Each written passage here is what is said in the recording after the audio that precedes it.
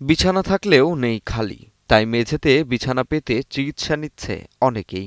বাধ্য হয়ে শিশুকে নিয়ে হাসপাতালের বারান্দায় অবস্থান নিতে হয়েছে অনেক স্বজনকেও। পিরোজপুর জেলা হাসপাতালের শিশু ওয়ার্ডের চিত্র এটি। ধারণ ক্ষমতার প্রায় ৪ গুণ রোগী ভর্তি আছে হাসপাতালটিতে।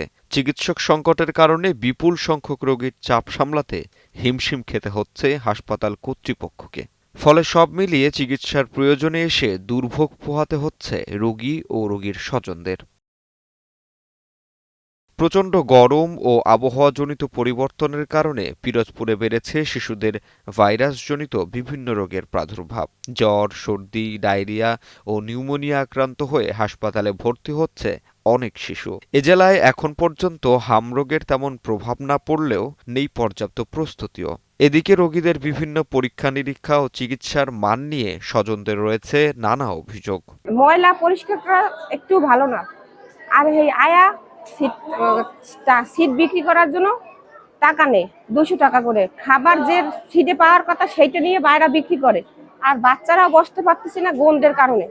সিট নোংরা, নিচে নোংরা, বেড দিনা, খাটও ভাঙ্গা, খাটও কিছু কিছু ভাঙিয়া মাঝখানে পড়ে গেছে। বাইরে থেকে তক্তা কিনে আন গিয়া হেরবার দিয়েছে। এখানে সীমিত জায়গা, শিশু ওয়ার্ড এখন শিশু গোডাউনে পরিণত হয়ে গেছে।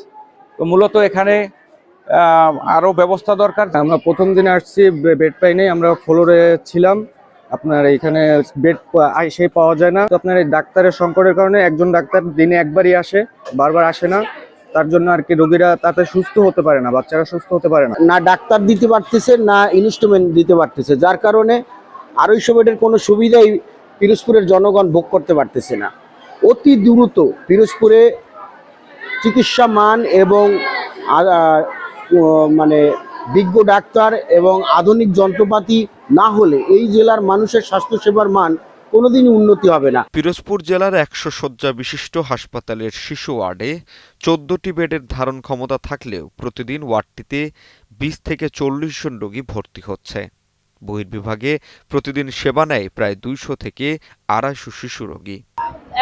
এখনকার সময় আমাদের শিশু ওয়ার্ডে প্রচুর রোগীর চাপ আছে। প্রতিদিন 20 জন, 30 জন, 22 জন করে নতুন রোগী অ্যাডমিট হচ্ছে। সেক্ষেত্রে আমরা নার্সিং ডিপার্টমেন্ট থেকে যদি বলি, আমাদের ম্যান পাওয়ার তুলনামূলকভাবে খুবই কম। আমরা সকাল শিফটে 4 জন ডিউটি করি 60 জন রোগীর বিপরীতে, বিকাল শিফটে 2 জন নার্স থাকে এবং নাইট শিফটে 2 জন নার্স থাকে 60 জন রোগীর বিপরীতে। তো আমাদের দেখা যায় প্রিভিয়াস পেশেন্টগুলো অ্যাডমিট থাকে, তার ভিতরে আবার নতুন পেশেন্ট যখন একসাথে 4 জন 5 জন পেশেন্ট অনেক ক্ষেত্রে চলে আসে, তখন আমাদের খুব হিমশিম খেতে হয় রোগীদের ম্যানেজ করতে গিয়ে। হাসপাতালে পর্যাপ্ত শিশু বিশেষজ্ঞ ডাক্তার ও নার্স না থাকার কারণে বাধা প্রদান হচ্ছে চিকিৎসা সেবায়। গড়ে 60 জন রোগীর বিপরীতে প্রতিদিন 6 থেকে 7 জন নার্স ও 1 জন ডাক্তার সেবা প্রদান করেন। আমাদের শিশু ওয়ার্ডে 14টি বেডের বিপরীতে আজকে 60 জন রোগী ভর্তি আছে এবং এর মধ্যে হলো বেশিরভাগ ক্ষেত্রে ঠান্ডাজনিত বিভিন্ন রোগ, যেমন নিউমোনিয়া, ব্রঙ্কিওলাইটিস, শ্বাসতন্ত্রের প্রদাহ এবং কিছু থ্যালাসেমিয়া রোগী যারা রক্ত দিতে আসে, এছাড়া টাইফয়েডের রোগী এবং অন্যান্য কিছু রোগী ভর্তি আছে। আর এই 60 জন রোগীর বিপরীতে আসলে বর্তমানে আমি একজন চিকিৎসক কর্মরত। এক্ষেত্রে যদিও একটু হিমশিম খেতে হচ্ছে, আমরা চেষ্টা করছি সর্বাত্মকভাবে তাদেরকে চিকিৎসা প্রদান করার জন্য। হাসপাতালে শয্যা সংখ্যার দ্বিগুণ রোগী ভর্তি থাকায় চিকিৎসক সংকটে সেবা দিতে হিমশিম খেতে হয় তাদের। তবে 250 শয্যার হাসপাতাল উদ্বোধন হলে এই সংকট অনেকটাই লাঘব হবে বলে জানিয়েছে জেলা সিভিল সার্জন। আমাদের নতুন ভবন যদি চালু হয়, সেক্ষেত্রে আমাদের এই 100 শয্যা হাসপাতালকে আমাদের 250 শয্যা হাসপাতাল সহ আমাদের প্রচুর পরিমাণে রোগী আসে। আমাদের প্রতিদিন বহির্বিভাগে 700 থেকে 800 রোগী আসে। আমাদের অন্তর্বিভাগে আমাদের 100 শয্যার মধ্যে 300 রোগী, গতকালও আমাদের 300 জন রোগী আমাদের এখানে ভর্তি ছিল।